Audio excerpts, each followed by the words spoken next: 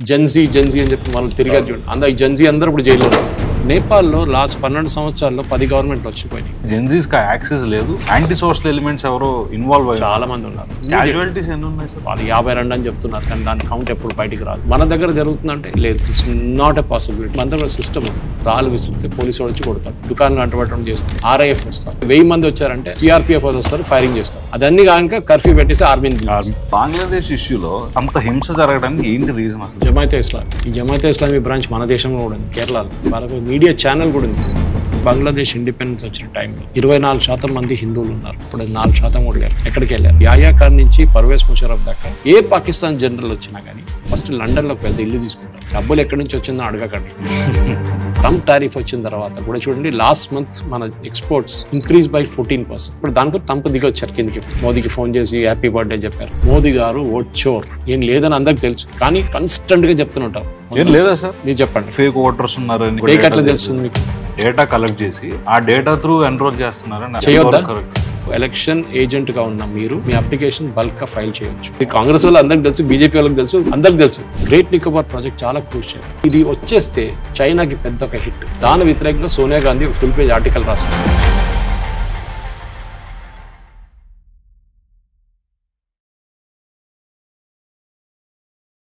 Suresh sir, welcome to in talks podcast. నమస్తే sir. నమస్కారం. Welcome back again. Always a pleasure. ఎందుకంటే quantity కాదు, quality important అని నేను ఎప్పుడు నా లైఫ్లో అదొక డిక్టం అన్నమాట. చాలా మంది ఒక రోజుకి 10 వీడియోలు చేద్దామంటే కాదు, వారానికి ఒకటి చేస్తే చాలు. అట్లా చేస్తే చాలా తక్కువ మంది ఉన్నారు. అది తెలిసిపోతుంది కూడా చాలా clear. Carry on. Okay sir, అయితే నేను రీసెంట్గా దేవకట్ట గారితో ఒక పాడ్కాస్ట్ చేసినప్పుడు ఆయన డెమోక్రసీ గురించి బాగా వాయిస్ అవుట్ చేశారు. ఏంటంటే అసలు యాక్చువల్గా చాలామందికి డెమోక్రసీ మీనింగ్ తెలుసా, లేదంటే ఒక సూడో డెమోక్రసీలో బతుకుతున్నారా? ఈ కాన్సెప్ట్లో మనం మాట్లాడితే ఇప్పుడు 3 ఇష్యూస్ ఉన్నాయి సార్. శ్రీలంకలో ఒక ఇష్యూ జరిగింది, బంగ్లాదేశ్లో ఒక ఇష్యూ జరిగింది, మొన్న నేపాల్లో ఒక ఇష్యూ జరిగింది. ఈ మూడింటి గురించి వేరే వేరే రీజన్స్ వల్ల జరిగింది. But I want to know అసలు ఎగ్జాక్ట్గా ఏం ట్రిగర్ చేసింది ఈ ఇష్యూస్ అని. If you want start of with Sri Lanka. నాకు ఇప్పుడు కూడా గుర్తుంది, నేను 2018లో బ్యాంకాక్ వెళ్ళాను. అక్కడ పనిచేస్తున్నప్పుడు నేను I didn't get a direct flight. So Sri Lankan flight Hyderabad, Colombo, Bangkok దొరికింది. 16 hour లే ఆఫ్ ఉంది నాకు. ఏం చేయాలి 16 గంటలు అంటే, లోపల హోటల్ ఉంది, అక్కడ ఉండొచ్చు మనం, కానీ బయటికి వెళ్ళి ఒకసారి తిరిగి వద్దాంలే, నైట్ టైం కదా, నైట్ లైఫ్ చూద్దాం కొలంబో అనుకని ఒక ట్రాన్సిట్ వీసాకి వెళ్ళి ఇమిగ్రేషన్ కౌంటర్కి వెళ్తే $25. సో ఆయన ఏమన్నారంటే, ఎస్ సార్ ఇస్తాం, కానీ బయట పెద్ద గొడవ ఉంది, మీరు ఎందుకు వెళ్తున్నారు బయట అంటే. నాకు కూడా అది ఆశ్చర్యం అయిపోయింది. ఎందుకంటే శ్రీలంక ఒక పీస్ఫుల్ ప్లేస్ అని అనుకున్నాం. LTT వాళ్ళ ప్రాబ్లం నార్థన్ శ్రీలంకలో ఉంది, ఇక్కడే ఉంది అంటే బుద్ధిస్ట్ అండ్ ముస్లిమ్స్ కొట్టుకుంటున్నారు బయట, కర్ఫ్యూ ఉంది, మీరు ఎందుకు రిస్క్ తీసుకుంటారు బయట, మీరు ఇక్కడే ఉండండి, హోటల్లో ఉండండి, ఎయిర్పోర్ట్ అంతా తిరగండి ఒకసారి, but you don't go out అని అడ్వైస్ ఇచ్చారు. ఇది first time I was expose to Sri Lanka which is violent అన్నమాట. సరే, దాని తర్వాత మనం చూసాం శ్రీలంకలో ఏమేమి జరిగింది. అది ప్రేమదాస నుంచి జయవర్ధనే నుంచి లాస్ట్లో ద రేటెస్ట్ పొలిటికల్ ఎస్టాబ్లిష్మెంట్ వచ్చేదాకా చాలా మట్టుకు కరప్షన్ ఛార్జెస్ వచ్చేసింది. శ్రీలంక ఎస్టాబ్లిష్మెంట్ వ్యతిరేకంగా కరప్షన్ ఛార్జెస్. ఇప్పుడు మీరు అడగవచ్చు, అది భారతదేశంతో కూడా జరగవచ్చు కదా. ఎస్పెషలీ UPA 2 హయాంలో మనం చూసాం, మన్మోహన్ సింగ్ గవర్నమెంట్లో ఎన్ని అవకతవకలు జరిగినాయి, ఎన్ని స్కామ్స్ జరిగినాయి. 2G కానీ, కోల్ కానీ, అగస్టా వెస్ట్లాండ్, అవును, యూ నేమ్ ఇట్, ఆ స్కామ్ ఉండే అనమాట వాళ్ళ దగ్గర. అన్ని ఆల్ఫాబెట్లో స్కామ్ ఉండే. అప్పుడు మన దేశంలో ఎందుకంటే గొడవ జరగలేదు, అప్పుడు కూడా జరగవచ్చు కదా. అదేం జరిగింది, 2014 ఎలక్షన్కి వచ్చేదాకా గవర్నమెంట్ని మార్చేశారు. మన ఎలక్టరేట్ మన్మోహన్ సింగ్ గవర్నమెంట్ తీసి బయటపడేశారు. మన దేశంలో మనం ఎప్పుడు చెప్తాం, చదువు లేదు చాలామందికి, డెమోక్రసీ గురించి ఏం తెలియదు అని. కానీ ఇందిరాగాంధీ గారు ఎమర్జెన్సీ పెట్టిన తర్వాత ఇందిరాగాంధీని ఎట్లా ఓడిపించారో, అట్లనే మన్మోహన్ సింగ్ గవర్నమెంట్ అంత కరప్షన్ డీలింగ్ చేసుకున్నప్పుడు వాళ్ళని కూడా బయటికి గేట్ చూపించేసి పంపించేశారు. మన మెచ్యూరిటీ ఉంది మన దాంట్లో. సో శ్రీలంకలో జరిగిన ఇన్సిడెంట్ మీరు చెప్తున్నప్పుడు, శ్రీలంకలో ఆ రోజు జరిగింది కరప్షన్ వ్యతిరేకంగా జరిగిన అజిటేషన్. శ్రీలంకలో డీప్ స్టేట్ డౌటే లేకుండే. ఒకటే డౌట్ ఏమంటే చైనా ఇంటర్ఫియరెన్స్ ఏమైనా ఉందా అని డౌట్ వచ్చింది, కానీ అది కూడా ఎక్కువ రోజులు లేకుండే. ఎందుకంటే శ్రీలంక ఏం చేశారంటే అప్పులు తీసుకున్నారు, విపరీతంగా అప్పులు తీసుకున్నారు వాళ్ళ ఇన్ఫ్రాస్ట్రక్చర్ ఇంప్రూవ్ చేయడానికి. పోస్ట్ వార్ సినారియోలో LTTతో జరిగిన గొడవ తర్వాత శ్రీలంకని ఇంప్రూవ్ చేద్దాం, టూరిజం ఇంప్రూవ్ చేద్దాం అని చెప్పి వాళ్ళు చేసిన పని అనమాట. కానీ దాని ఆపోజిట్ ఎఫెక్ట్ వచ్చింది. టూరిజం ఇంప్రూవ్ కాలేదు. అటువైపు చైనా దగ్గర నుంచి లోన్లు తీసుకున్న తర్వాత హంబా పోర్ట్ లాంటి పోర్ట్ చైనాకి ఇవ్వాల్సి వచ్చింది. చైనాది స్ట్రాటజీ అదనమాట. మీకు ₹100 ఇస్తారు. దాని మీద 24% ఇంట్రెస్ట్ పెడతారు. వాడు ఎప్పుడు కట్టలేడు. వాడు ఇంట్రెస్ట్ కట్టుకుంటే ఉంటాడు. ప్రిన్సిపల్ అమౌంట్ అట్లనే ఉండిపోతుంది. లాస్ట్‌లో వాడు చేయి లేపేస్తాడు. మీరు వాళ్ళ టేబుల్ చైర్ ఏముంటే తీసుకెళ్ళిపోతారు అది. ఇది సింపుల్ లాజిక్‌లో ఓ ఎయిర్‌పోర్ట్‌కి తీసుకెళ్ళిపోయారు. పోర్ట్ తీసుకెళ్ళిపోయారు. 2 చేశారు వాళ్ళు. ఇంకో గొడవ ఉండే. అక్కడ ఏదో ఆర్టిఫిషియల్ ఇది తీసుకొచ్చి ఏం చెప్తారు అగ్రికల్చర్‌ని మార్చేశారు. ఫేసే మార్చేశారు. ఏంటి సార్ అది? Basically fertiliser.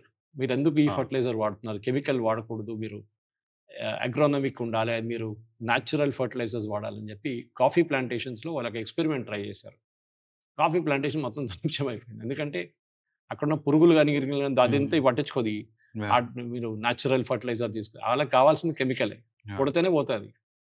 సో, అది కూడా ఒక ఎలిమెంట్ ఉండే దాంట్లో. ఒక రెబెలియన్ ఉండే శ్రీలంకలో. కానీ అంత పెద్దది కాదు. కానీ ఇట్ వాస్ మేబీ 30% ఓవరాల్ దాంట్లో ఈ బెనిఫిట్ కూడా ఈ అక్కడ కూడా కొంచెం ప్రజలొచ్చి ఎక్కారు అన్నమాట. ఎందుకు మా కాఫీ ప్లాంటేషన్ మొత్తం పోయిందని చెప్పేసి.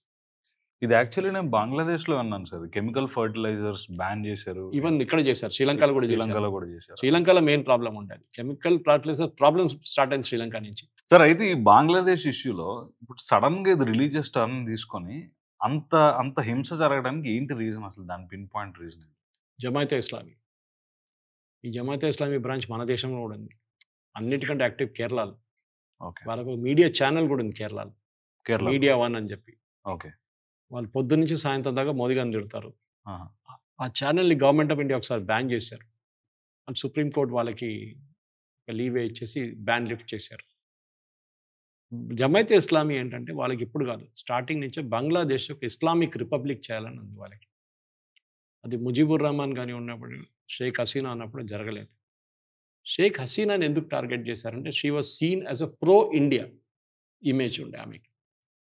వాళ్ళ ఫాదర్ దగ్గర నుంచి షేక్ ముజీబుర్ రహమాన్ ఆయన కూడా చంపారు కదా! అందరికి తెలుసు కదా! Father of Bangladesh, creation of Bangladesh. అని మనోళ్ళు తప్పు చేశారు ఆ రోజు. ఆయన ఎవాక్యుయేట్ చేయాలంటే టైంలో హెలికాప్టర్ లేట్ అయింది మన ఇండియన్ ఎయిర్ ఫోర్స్‌ది. ఆ టైంలో ఆయన్ని చంపేశారు. అప్పుడు కూడా రిలీజియస్ ఫెలోస్ ఇదే జమాతే ఇస్లామీ వాళ్ళు చేశారు. ఇంకో పేరు ఉండే వాళ్ళకి. షేక్ హసీనా వచ్చిన తర్వాత ఈ జమాతే ఇస్లామీని మొత్తం కొట్టుపడేశారు. కంప్లీట్‌గా ఫినిష్ చేసేసారు.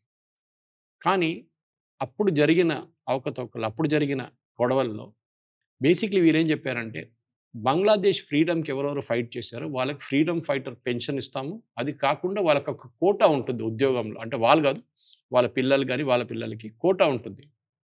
మన దేశంలో కూడా చూడండి ఫ్రీడమ్ ఫైటర్స్ పెన్షన్ ఒకటి ఉండే మన దగ్గర. వాళ్ళకి గ్యాస్ ఏజెన్సీ ఇచ్చారు, పెట్రోల్ బంకులు ఇచ్చారు, అన్నీ చేశారు. ఈవెన్ మన ఈ హైదరాబాద్ స్టేట్ లిబరేషన్‌కి కొట్లాడిన వాళ్ళకి కూడా కొంతమంది అట్లాంటివి ఇచ్చారు. కానీ బంగ్లాదేశ్‌లో జమాయితే ఇస్లామీ ఏం వ్యతిరేకించారంటే వీళ్ళకి ఎందుకు ఇయ్యాలి రిజర్వేషన్? బంగ్లాదేశ్ కోసం పోరాడిన వాళ్ళకి రిజర్వేషన్ ఇవ్వకూడదంట. ఆలోచించండి. అంటే ఆ రిలీజియస్ ఎలిమెంట్ వచ్చేసింది అక్కడ. చాలామంది దాంట్లో ఈ రిజర్వేషన్ వచ్చిన వాళ్ళు హిందూ వాళ్ళు. మనందరికీ తెలుసు బంగ్లాదేశ్ లిబరేషన్ కోసం ఇండియన్ ఆర్మీ ఒక గెరిల్లా గ్రూప్‌ని ట్రైన్ చేశారు. ట్రైన్ చేసి పంపారు సార్. అవును. అక్కడ వాళ్ళే అవును. పంపక్కర్లేదు. వాళ్ళు అక్కడే ఉన్నారు. ముక్తి వాహిని అని దాని పేరు. ట్రైనింగ్ అంతా ఇండియాలో ఇచ్చారు. వాళ్ళకి ఆయుధాలు ఇచ్చాం మనం. ఇండియన్ ఆర్మీ అప్రోచ్ చేయగానే వాళ్ళు కూడా కొట్టడం మొదలుపెట్టారు. ఇన్‌ఫాక్ట్ స్టార్ట్ అయింది మళ్ళీ ఢాకా యూనివర్సిటీ నుంచి. ఢాకా యూనివర్సిటీలో జరిగిన ఒక ఫైరింగ్‌తోనే ఈ బంగ్లాదేశ్ అప్పుడున్న క్రియేషన్ ఆఫ్ బంగ్లాదేశ్ జరిగింది 71లో. అది సెపరేట్ స్టోరీగా మారిపోయింది. కానీ అదే ఎలిమెంట్ ఆఫ్ హేట్ అంటాం ఇంగ్లీష్‌లో. షేక్ ముజీబుర్ రెహమాన్ వ్యతిరేకంగా ఆ రోజు చేసిన ఆయన చంపిన వాళ్ళే ఇప్పుడు కూడా చేశారు. In fact for the first step Muhammad Yunus government రాగానే ఏం చేశారంటే షేక్ ముజీబుర్ రెహమాన్ చంపిన మనుషులందరినీ బెయిల్ ఇచ్చి బయటికి పంపించేశారు. అంటే చాలా ఆబ్వియస్ అనమాట ఎందుకు చేశారనేది. సో బంగ్లాదేశ్, శ్రీలంక చూసాం, బంగ్లాదేశ్ చూసాం. బంగ్లాదేశ్‌లో షేక్ హసీనా ఇండియాకి వచ్చేసింది. దాని తర్వాత ఇప్పుడు దాకా ఒక గవర్నమెంట్ లేదు అక్కడ. మొహమ్మద్ యూనిస్ ఏమో నేను అడ్వైజర్ అంటున్నారు. ఒక నేషన్ నడిపిస్తున్నప్పుడు, దేశం నడిపిస్తున్న అడ్వైజర్ ఎక్కడండి? సంతకం పెట్టడానికి పవర్ ఉందా మీకు? ఆయన ఒక ఎన్‌జీఓ నడిపించాడు. ఒక బ్యాంక్ లాగా, రూరల్ బ్యాంక్ లాగా నడిపించాడు. ఒక ఫైనాన్స్ స్కీమ్ నడిపించారు. అది కూడా చాలా పెద్ద ఫ్రాడ్ ఉండే.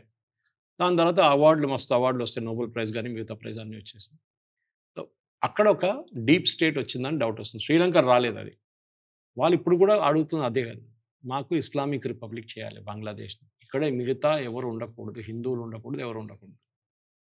బంగ్లాదేశ్ ఇండిపెండెన్స్ వచ్చిన టైంలో 71లో 24% మంది హిందువులు ఉన్నారు. ఇప్పుడు 4% కూడా లేరు. ఎక్కడికి వెళ్ళారు? చాలామంది పారిపోయి భారతదేశానికి వచ్చారు. అస్సాం కానీ, బెంగాల్ కానీ ఇక్కడ సెటిల్ చేశారు. కానీ అక్కడ ముస్లిం కూడా పారిపోయారు అక్కడి నుంచి. ఎందుకు? మీ కంట్రీలో ఇస్లామిక్ రిపబ్లిక్ చేసినప్పుడు మీరు అక్కడి నుంచి ఎందుకు పారిపోతారు? అదే కదా సిఏఏ బేసిక్ కంటెన్షన్ అదే ఉండే. సిఏఏలో ఏం చెప్పారు? సిటిజన్షిప్ అమెండ్మెంట్ యాక్ట్లో prosecuted minorities, Hindu, Jain, Christian, Parsis ఎవరైనా కానీ ఆఫ్ఘనిస్తాన్, పాకిస్తాన్ అండ్ బంగ్లాదేశ్ ఇక్కడి నుంచి పారిపోయి వచ్చిన వాళ్ళకి మైనారిటీస్ ప్రాసిక్యూటెడ్ వాళ్ళకి మనం సిటిజన్షిప్ ఇస్తాం ఇండియా. వాళ్ళు ఎక్కడ వెళ్తారు? వాళ్ళు ఇంకెక్కడ వెళ్ళలేరు. వాళ్ళు కాంగ్రెస్ వాళ్ళు ఏం అడిగారు? మిగతా కమ్యూనిస్ట్ వాళ్ళు మిగతా అందరు కలిసి మీరు వాళ్ళకెందుకు ఇస్తున్నారు, ముస్లిమ్స్ కూడా ఇవ్వాలి కదా అన్నారు. మన లాజిక్ ఏముండేది? గవర్నమెంట్ లాజిక్, మేము పాకిస్తాన్ ఒక ఇస్లామిక్ నేషన్ కావాలంటే పాకిస్తాన్ ఇచ్చేస్తాం ముస్లిమ్స్కి, మళ్ళీ వాళ్ళని ఇక్కడ తీసుకోమంటారా? పాకిస్తానే మాకు ఇచ్చేసేయండి, అయిపోతుంది కదా ప్రాబ్లం, అందరం తీసుకుంటాం, అఖండ భారత్ చేసుకుంటాం. ఇదే లాజిక్ అన్నమాట. సో పాకిస్తాన్, బంగ్లాదేశ్ ఫెయిలియర్ ఎక్కడ వచ్చిందంటే, ఒకటి ఈ రిలీజియస్ ఎక్స్ట్రీమిజంని కంట్రోల్ చేయలేకపోతున్నారు. ఇప్పుడు Sheikh Hasina was very tough. సరే ఒక డిక్టేటర్ ఆమె అనుకోండి, చాలామందిని జైల్లో వేశారు, చాలామంది చంపేశారు, అన్నీ చేశారు. కానీ ఒక డిక్టేటర్ ఫార్మేట్ అది అక్కడ అదే నడుస్తుంది. పాకిస్తాన్ చూడండి, ఇవాళ ఇట్స్ అ ఫెయిల్డ్ నేషన్. వాళ్ళ దగ్గర టెర్రరిస్ట్ నడిపిస్తున్నారు కంట్రీ అంతా. మీరు బలూచిస్తాన్ చూడండి, ఖైబర్ పఖ్తూన్వా చూడండి, మొత్తం దేశమంతా ధ్వంసం కంప్లీట్గా. సో ఇది పాకిస్తాన్ ప్రాబ్లం అన్నప్పుడు దాని చిన్న బ్రదర్ అక్కడ అటువైపు బంగ్లాదేశ్, సేమ్ రిపీట్. అక్కడ పాకిస్తాన్ ఒక థియోక్రాటిక్ స్టేట్ అయిపోయింది, ఇస్లామిక్ రిపబ్లిక్ ఆఫ్ పాకిస్తాన్ అని ఉంటుంది. I will not be surprised ఇంకో 6 నెలల తర్వాత ఇది ఇస్లామిక్ రిపబ్లిక్ ఆఫ్ బంగ్లాదేశ్గా మారిపోతుంది. కానీ ఇప్పుడు అక్కడ పట్టు యుఎస్ ఉంది. యుఎస్ బంగ్లాదేశ్లో వాళ్ళు చేసిన కుట్రనా ఏమో తెలియదు, కానీ అందరూ అదే అంటున్నారు. వాళ్ళు అక్కడ ఉండి చైనాని కంట్రోల్ చేయడానికి ట్రై చేస్తున్నారు బంగ్లాదేశ్ నుంచి, through Bay of Bengal, south China Sea, Malacca Straits. దానికోసం ట్రేడ్ కంట్రోల్ చేయడానికి, ట్రేడ్ అని కాదు, వాళ్ళు ఏం చేస్తున్నా చూడడానికి. సబ్మెరైన్స్ కానీ మిగతా ఈవెన్ మయన్మార్లో 2 లిజనింగ్ పోస్ట్ పెట్టారు యుఎస్ ఆర్మీ. ఏ రోజు యుఎస్కి తెలుస్తుందో ఒక్కొక్క ఒసామా బిన్ లాదెన్ తయారవుతాడని, ఆ రోజు వీళ్ళు దుకాణం బంద్ చేసేస్తారు వాళ్ళది. బహుశా అదే జరగవచ్చు నెక్స్ట్ 6 నెలలు. దానికోసం చూడు, ఇప్పుడు కూడా ఎలక్షన్ ప్రాసెస్ మొదలు కాలేదు. వేరే నేపాల్లో గవర్నమెంట్ స్టేబుల్ అయిపోయింది, ఏ వైలెన్స్ లేదు, ఏం లేదు. ఇప్పుడు అందరూ ఏమన్నారంటే ఒక ప్యాటర్న్ ఉందా దీంట్లో అని అడిగారు. శ్రీలంక, బంగ్లాదేశ్, నేపాల్ ప్యాటర్న్ లేదు. ఎందుకంటే మళ్ళీ అక్కడ ఇంకో ప్రాబ్లం ఉంది, లోకలైజ్డ్ ఇష్యూ. రాయల్ ఫ్యామిలీని చంపినప్పుడు, వాళ్ళ కంప్లీట్ ఫ్యామిలీని ఫినిష్ చేసినప్పుడు నేపాల్కి ఒక ఫిగర్ హెడ్ లేకుండా అయిపోయింది. ఇప్పుడు కూడా చూడండి, థాయిలాండ్లో ఒక రాజా ఉన్నారు, ఇప్పుడు కూడా వాళ్ళ డెమోక్రసీ ఉంది, అది ఉంది. బ్రిటన్లో కింగ్ చార్ల్స్ ఉన్నారు, ఇప్పుడు కింగ్ చార్ల్స్ అయిపోయారు. వీళ్ళు ఇంకా పవర్ ఏమైనా ఉందంటే పవర్ ఏం లేదు, కానీ ఒక ఫిగర్ హెడ్ లాగా అనమాట. ఒక మనిషి అక్కడ ఉన్నాడు. మన ఇంట్లో చూడండి, పెద్ద మనిషి ఉంటారు ఎవరో ఒకరు, ఆయన పక్కన కూర్చొని అసలు మాట్లాడుకుంటారు, కానీ అందరూ రెస్పెక్ట్ ఇస్తారు. ఆయన ఉన్నారు కదా, ఏమైనా ఉంటే అడగొచ్చు వెళ్ళి. ఇది అదే స్టేట్ అన్నమాట. నేపాల్లో ఏ రోజు రాయల్ ఫ్యామిలీ పోయిందో ఆ నెక్స్ట్ డే నుంచి అక్కడ వచ్చిన గవర్నమెంట్ ఏం చెప్పారు? We are not a Hindu state anymore అని చెప్పారు. మేము సెక్యులర్ అయిపోయామన్నారు.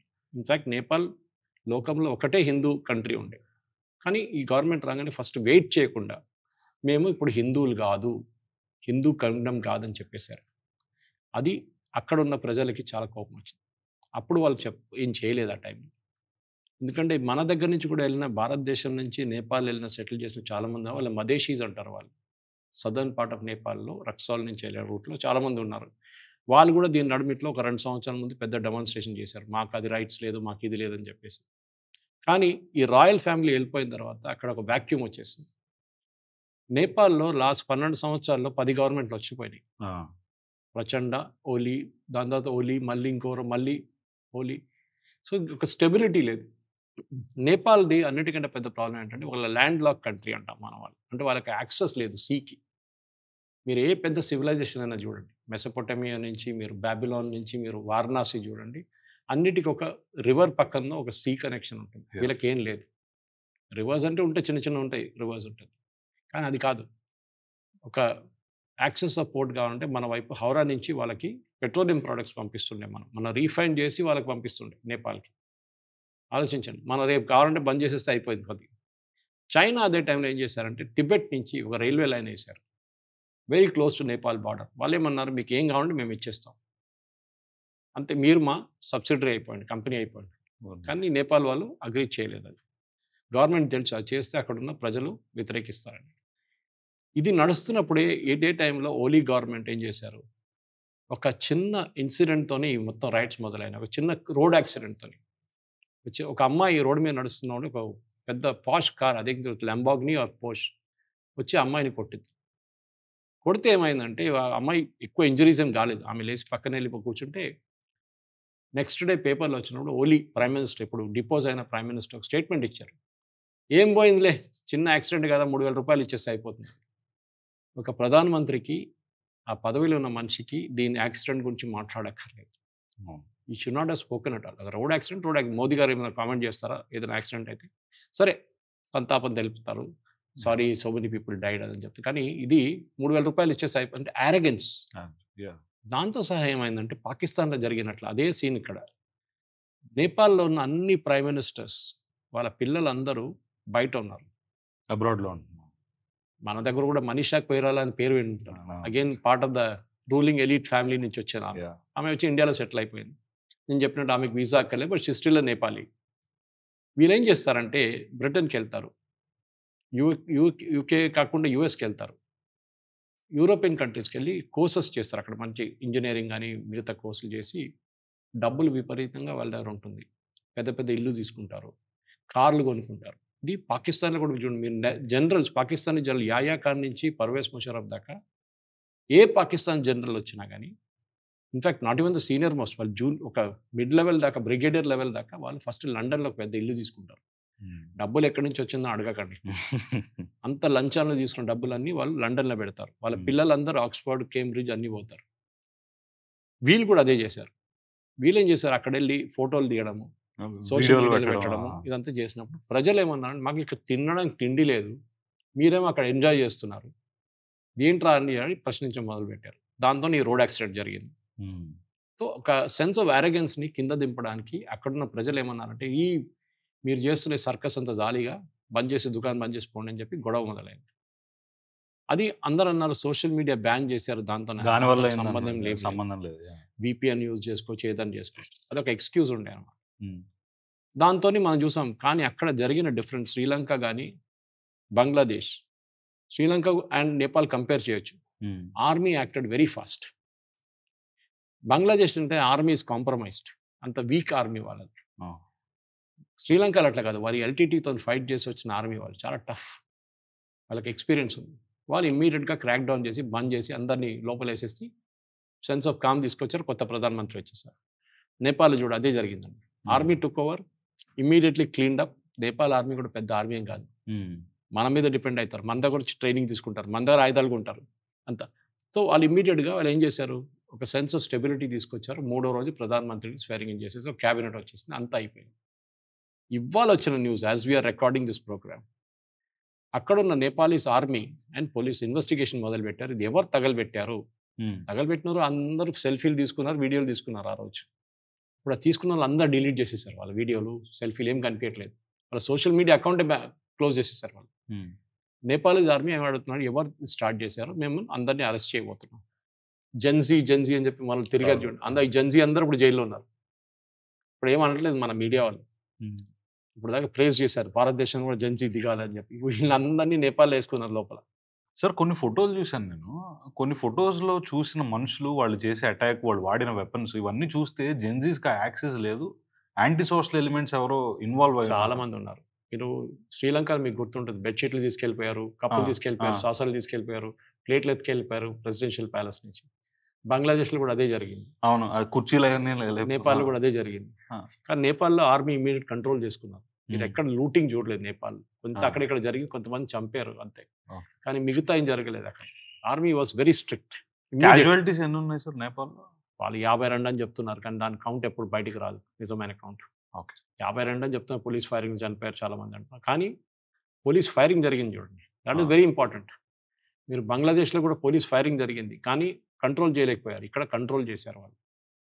అది వాళ్ళ అథారిటీ చూపిస్తున్నారు, ఎంత స్ట్రిక్ట్ అథారిటీ ఎంత ఉంది. దాని తర్వాత ఇప్పుడు ఇమ్మీడియట్ క్రాక్ డౌన్, ఎవడాడు సోషల్ మీడియా పోస్ట్ ఎవడేసాడో చూద్దామని చెప్పేసి వెళ్తున్నారు వాళ్ళు. మన నేపాల్లో జరిగిన ఈ గొడవలు శ్రీలంక అండ్ బంగ్లాదేశ్ కంపేర్ చేస్తే ఇంకొక రాష్ట్రం ఉంది, మీరు మర్చిపోయారు, Bhutan.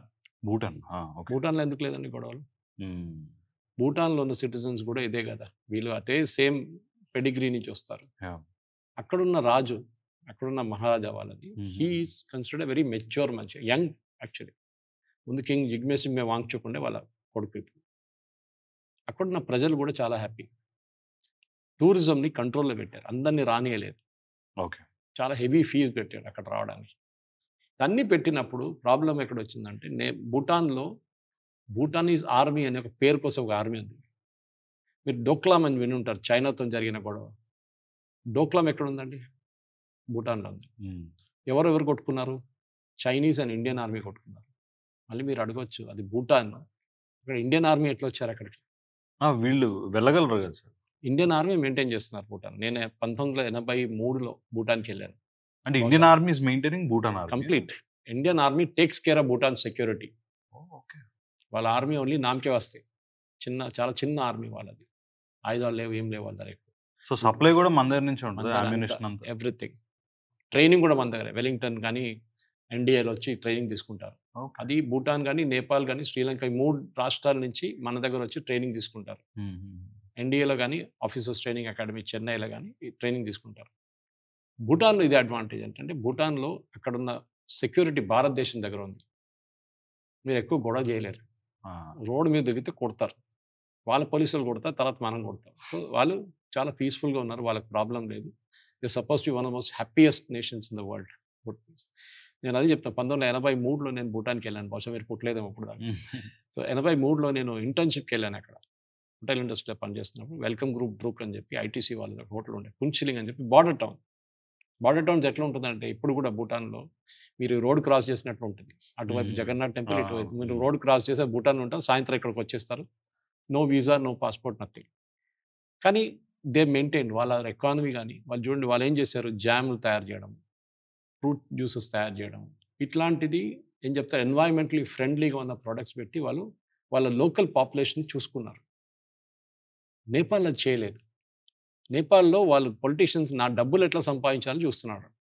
In fact large part of Nepal కాన్స్పిరసీలో ఏం జరిగిందంటే, నేపాలీస్ పొలిటీషియన్స్ ఏం చేశారు, భూటానీస్ రెఫ్యూజీస్ మా దగ్గర వచ్చారు, వాళ్ళకు నెలకి ఇంత డబ్బులు ఇవ్వాలని చెప్పి వాళ్ళకి డబ్బులు ఇచ్చి దాంట్లో హాఫ్ డబ్బులు వీళ్ళు కొట్టేశారు. అది ఇంకో ప్రాబ్లం ఉండే. అట్లాంటి చెప్పుకోకపోతే 10-15 మెయిన్ ఐటమ్స్ ఉండే. మనం అనుకుంటా ఒక పైనుంచి 36,000 ఫీట్ నుంచి చూసినప్పుడు ఒక వ్యూ ఉంటుంది చూడండి, అది కాదు. అది గ్రౌండ్ లెవెల్లో ఇంకోటి. ఎందుకంటే నేపాల్లో వాళ్ళకి 2 మెయిన్ రెవెన్యూస్ ఉండే, ఒకటి టూరిజం, ఇంకోటి మౌంటైనరింగ్. టూరిజం వీళ్ళ సెకండ్. ఒక 2 సార్లు భూకంపం వచ్చింది పెద్దది, మీకు తెలుసు, చాలామంది చనిపోయారు. దాంతో టూరిజం మొత్తం దెబ్బతిన్నది. మెయిన్లీ పశుపతినాథ్ టెంపుల్ కానీ, పోఖ్రా కానీ, ఇట్లాంటి చాలా ప్లేసెస్కి వెళ్తూ ఉంటారు టూరిస్ట్. మెయిన్లీ ఇండియన్సే, కానీ ఫారినర్స్ కూడా చాలామంది వస్తారు. నెక్స్ట్ ఇది మౌంటైనరింగ్. ఎవరెస్ట్ బేస్ క్యాంప్ నుంచి K2 కానీ ఎవరెస్ట్ ఎక్కాలంటే మీరు డబ్బులు ఇవ్వాలి, గవర్నమెంట్కి అఫీషియల్గా పేమెంట్ చేయాలి, ఫీ లాగా. అది కూడా ఇది ఎర్త్క్వేక్ తర్వాత, భూకంపం వచ్చిన తర్వాత అది కూడా తగ్గింది. చాలామంది చైనీస్ రూట్ వాడడం మొదలుపెట్టారు. ఓకే.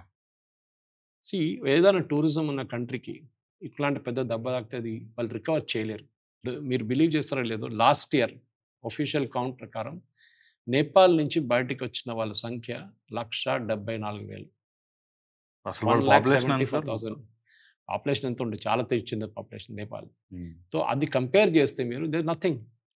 సో 64 లక్షల మంది ఆల్రెడీ బయటకు వచ్చేసారు. 64 లక్షల మంది నేపాల్లో లేరు. So when you are talking of that, ఈ పాపులేషన్ అంతా ఎక్కడున్నారు, మోస్ట్లీ భారతదేశంలో ఉన్నారు. వాళ్ళు పంపించే రెమిటెన్సెస్, వాళ్ళు ఇక్కడి నుంచి అక్కడ పంపించే డబ్బులతోనే అక్కడున్న వాళ్ళ మదర్ కానీ వాళ్ళ ఫాదర్ కానీ బతుకుతున్నారు. నేపాల్ ఒక ఓల్డేజ్ హోమ్ అయిపోయింది, అందరికి ఇక్కడ వచ్చేసారు.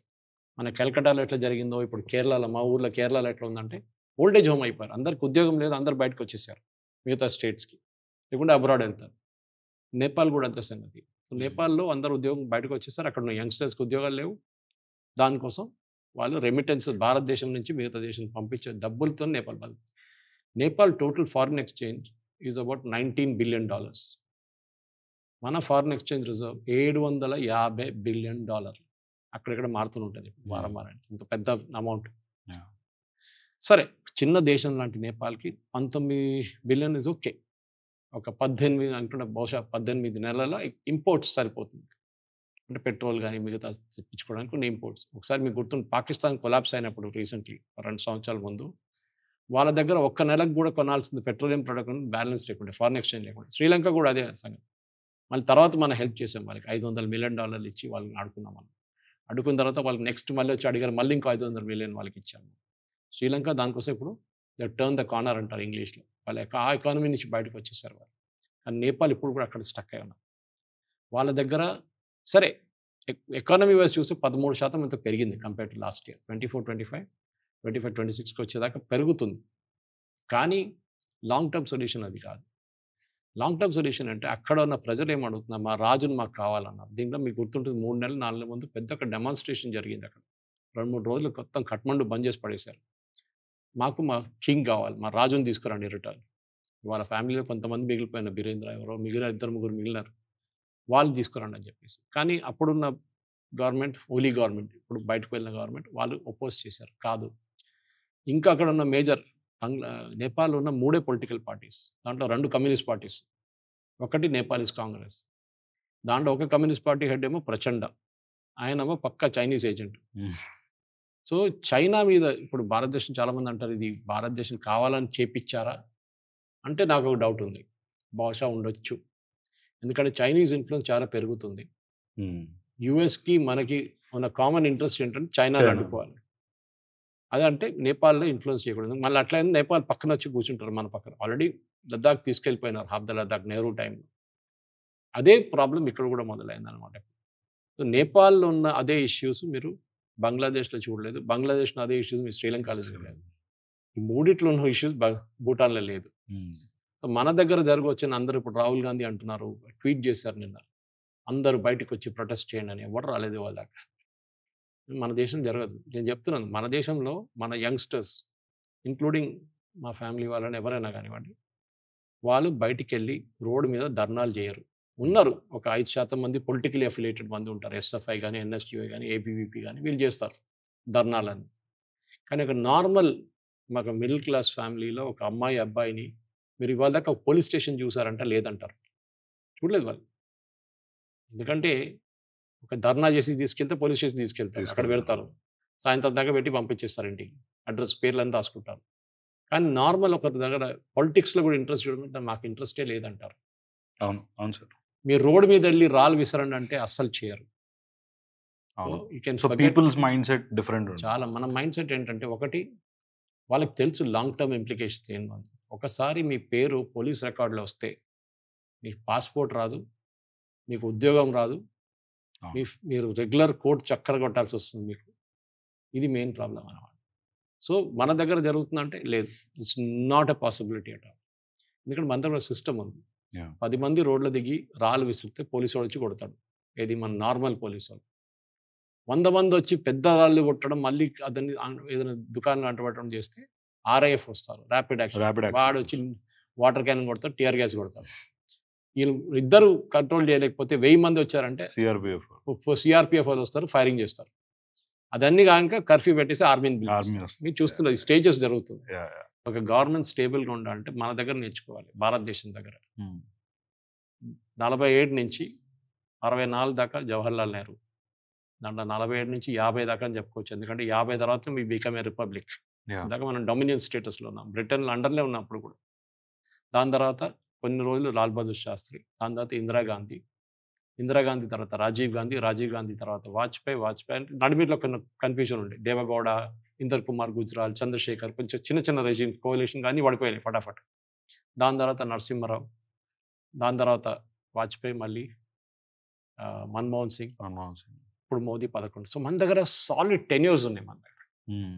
వీళ్ళ దగ్గర 12 సంవత్సరాలు 10 ప్రధానమంత్రులు వెళ్ళారు, వచ్చారు, వెళ్తున్నారు, ఎవరికి తెలియదు. సో ఎక్కడెక్కడ గవర్నమెంట్ సాలిడ్గా ఉంటుందో డెమోక్రటిక్ స్పెషలీ సెటప్లో అక్కడ మీకు ఎప్పుడు ప్రాబ్లం ఉండదు.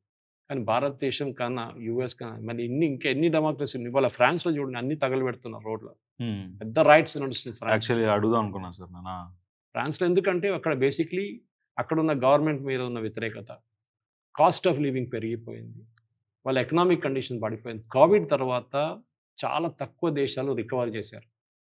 Germany is down, Italy is down, France is down. వీళ్ళందరూ రికవర్ చేయలేదు, యూకే రికవర్ చేయలేదు. ఇంకా మనం ఒక్కరే ఇప్పుడు కూడా 7% జీడిపిలు నడుస్తుంది, మిగతా అందరూ 1%, 2% ఉన్నారు ఇప్పుడు కూడా. రికవర్ చేయలేదు ఎవరు. ఇప్పుడు ఎవరైనా చెప్తుంటారు, ఇప్పుడు మేము ఇంట్లో పేపర్ చదవట్లేదని చెప్పారు, ఒక హ్యాబిట్ అది. కోవిడ్ టైంలో పేపర్ చదువు, ఇప్పుడు ఎందుకు పేపర్ అంటున్నాను. అదేలాగా బిజినెస్ కూడా అట్లనే అయిపోయింది. కోవిడ్ టైంలో అట్లా నడిపించాం కదా, ఇట్లా నడవని అంటాం. సో అన్ని బిజినెస్ పడిపోయింది యూరోప్లో. Europe staring at a very big crisis అనమాట. ఎకనామిక్ క్రైసిస్, చాలా పెద్ద ఎకనామిక్ క్రైసిస్. ఎందుకంటే వాళ్ళకి కాస్ట్ ఆఫ్ లివింగ్ చాలా ఎక్కువ. యూఎస్ లాగానే. యూఎస్లో మొబైల్ ఫోన్ ఎందుకు తయారు చేయట్లేదు? అదే మొబైల్ ఫోన్ యూఎస్లో తయారు చేస్తే 100% ఎక్స్ట్రా ఉంటుంది కాస్ట్. ఎగ్జాంపుల్ ఇస్తాను, ఒకటి $100 ఒక ప్రోడక్ట్ ఉందంటే రేపు అదే ప్రోడక్ట్ యూఎస్లో తయారు చేస్తే $200 అమ్మాలి. ఎవడు కొంటాడు? ఎవడు కొనడు. కస్టమర్ వస్తే ఏమంటాడు, నాకు చైనా ఫరక్ పడుతుంది, ఇండియా ఫరక్ పడుతుంది, నాకు ఫోన్ కావాలి. మనం కూడా అంతే కదా, మనం ముందు అంటే ఇప్పుడైనా చైనా అని చూస్తున్నాం కానీ ముందు అది కూడా చూడబోతున్నాం. ఇప్పుడు మనమే తయారు చేస్తూ పంపిస్తున్నాం బయటికి. ఫర్ ఎగ్జాంపుల్ నిన్న నేను ఒక ఇంటర్వ్యూలో కూర్చున్నప్పుడు కూడా ఒక major cell phone manufacturing company chairman ఎండీతో కూర్చున్నాను. వాళ్ళు ఎక్స్ప్లెయిన్ చేసిన ఫ్యాక్ట్స్ చూస్తే చాలా మనకి ఆపర్చునిటీస్ ఎంతో తెలిసిపోతుంది. చాలా ఎస్, పేరు కావాలని తీసుకోదు కానీ it was Celkon. Okay, so అక్కడ ఆయన ఏం చెప్పారంటే, ఎస్పెషలీ వైగురు గారు, భారతదేశం నుంచి ఎక్స్పోర్ట్ చేసిన ఈ సంవత్సరం మొబైల్ ఫోన్ కౌంట్ $39 బిలియన్. చైనాది కంపేర్ చేయండి, $170 బిలియన్. మనకన్నా 6 times 7 times ఎక్కువ. వియట్నాం చిన్న కంట్రీ, 59 బిలియన్, మనకన్నా ఎక్కువ. We lost an opportunity. మన ఈ సోవియట్ మార్కెట్ ఇప్పుడు రికవర్ అయ్యాం, చాలా రికవర్. లాస్ట్ 5 yearsలో ట్రెమెండస్ రికవరీ. PLI ఇనిషియేటివ్స్ అక్కడ తీసుకున్నారు, ఇప్పుడు సబ్సిడీ ఇస్తున్నారు. కాంపిటీషన్ ఎట్లయిపోయిందంటే, ఇప్పుడు మీరు తీసుకొచ్చి నేను ఇప్పుడు ఫ్యాక్టరీ పెట్టబోతున్నాను, 100 కోట్లు పెడతానంటే యూపీ గవర్నమెంట్ ఏమంటారు, యూనియన్ గవర్నమెంట్, మీకు 50% మేము సబ్సిడీ ఇస్తాం అంటే 50 కోట్లు. They won't give you cash, మీరు కట్టాల్సిన GSTని రైట్ ఆఫ్ చేసేస్తారు. అటువైపు యూపీ గవర్నమెంట్ వచ్చేయమంటారు, మీరు మా దగ్గర పెట్టండి, ఇంకో 50% మేము కూడా ఇస్తూ ఉంటాం వాళ్ళ వైపు నుంచి. సో మీకేంటి, జీరో కాస్ట్ మీకు టెక్నికలీ.